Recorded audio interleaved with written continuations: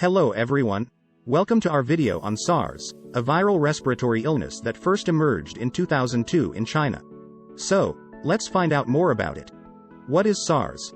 SARS stands for Severe Acute Respiratory Syndrome, which is a viral respiratory illness caused by the SARS coronavirus. History of SARS. SARS, or Severe Acute Respiratory Syndrome, is a viral respiratory illness that first emerged in 2002 in Guangdong Province, China. The virus spread rapidly throughout China and eventually to other parts of the world, infecting more than 8,000 people and killing over 770. The World Health Organization declared SARS a global health threat, and many countries implemented strict measures to contain the spread of the virus, such as travel restrictions and quarantines. Although there have been no reported cases of SARS since 2004, scientists continue to study the virus to better understand its origin and transmission, in order to prepare for potential future outbreaks. About structure of SARS coronavirus. The SARS coronavirus is a type of virus with a characteristic crown-like appearance under a microscope, due to the presence of spike-like projections on its surface. The virus is made up of a single-stranded RNA genome surrounded by a lipid envelope, which is derived from the host cell during the viral replication process. The envelope contains several viral proteins, including the spike protein, which is responsible for the virus's ability to attach to and enter host cells. The SARS coronavirus also contains several non-structural proteins, which are involved in viral replication and evasion of the host immune system. How SARS transmitted?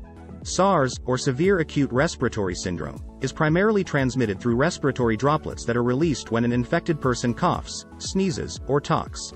The virus can also be spread through close contact with an infected person's bodily fluids, such as blood, saliva, or mucus. In addition, SARS can be transmitted through contact with contaminated surfaces or objects, although this is thought to be less common. The virus is highly contagious, and individuals who are infected with SARS can spread the virus to others before they even show symptoms. Pathogenicity of SARS coronavirus. The SARS coronavirus is a highly pathogenic virus, meaning that it has the ability to cause severe disease in humans. The virus primarily targets the respiratory system, causing symptoms such as fever, cough, and shortness of breath.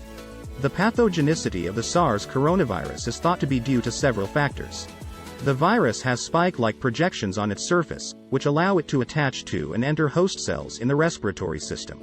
Once inside the host cell, the virus hijacks the cell's machinery to replicate and spread throughout the body. In addition, the SARS coronavirus has been shown to modulate the host immune response, which can lead to an overreaction of the immune system and damage to the respiratory system. The virus can also cause damage to the cells lining the blood vessels, leading to a disruption of the body's normal blood clotting mechanisms. Overall, the pathogenicity of the SARS coronavirus is complex and not fully understood. However, research into the mechanisms of viral replication and the host immune response is ongoing, in order to better understand the virus and develop effective treatments and vaccines. What are the symptoms of SARS? The symptoms of SARS, or Severe Acute Respiratory Syndrome, are similar to those of other respiratory illnesses and can range from mild to severe. The incubation period, or the time between infection and the onset of symptoms, is typically 2 to 7 days. The most common symptoms of SARS include fever, dry cough, shortness of breath, muscle aches, headache, chills, diarrhea and malaise. In severe cases, SARS can lead to pneumonia and acute respiratory distress syndrome, ARDS, which can be life-threatening. ARDS is characterized by rapid onset of severe shortness of breath and low levels of oxygen in the blood. It is important to note that not all individuals infected with SARS will develop symptoms, and some individuals may only experience mild symptoms. However, even individuals with mild symptoms can spread the virus to others, which is why it is important to take appropriate precautions to prevent the spread of SARS. How to diagnose SARS? The diagnosis of SARS, Severe Acute Respiratory Syndrome, is typically based on a combination of clinical symptoms and laboratory testing.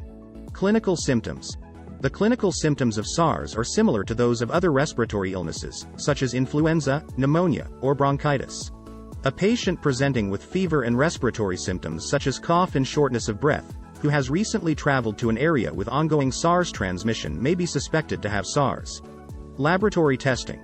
Laboratory testing is used to confirm a suspected case of SARS. The most common test used is the rRT-PCR test, which detects the presence of SARS coronavirus RNA in respiratory secretions, such as nasopharyngeal swabs or sputum samples. Other tests, such as serological assays, which detect antibodies against SARS coronavirus in blood samples, may also be used. If a patient is suspected to have SARS, they should be isolated and appropriate infection control measures should be taken to prevent the spread of the virus. What is treatment for SARS? There is currently no specific treatment for SARS, but supportive care can help manage symptoms and improve outcomes for patients. Supportive care measures include oxygen therapy. Patients with severe respiratory distress may require supplemental oxygen or mechanical ventilation. Fluid management. Adequate fluid intake and electrolyte replacement are important to prevent dehydration and maintain electrolyte balance. How to prevent SARS? Preventing SARS involves taking measures to reduce the risk of exposure to the virus, as well as implementing appropriate infection control measures to prevent the spread of the disease. Here are some ways to prevent SARS. Practice good hand hygiene. Wash your hands frequently with soap and water for at least 20 seconds, especially after being in public places, using the restroom, blowing your nose, coughing, or sneezing. Wear a mask. If you are in close contact with someone who is suspected or confirmed to have SARS, wear a mask to prevent the spread of respiratory droplets. Avoid close contact with sick individuals. If someone you know is sick, avoid close contact and keep a safe distance of at least 6 feet away from them. Cover your mouth and nose. Cover your mouth and nose with a tissue or your elbow when coughing or sneezing, and dispose of used tissues in the trash. Practice social distancing. Avoid large gatherings in crowded places, especially during flu season or when there is an outbreak of respiratory illnesses.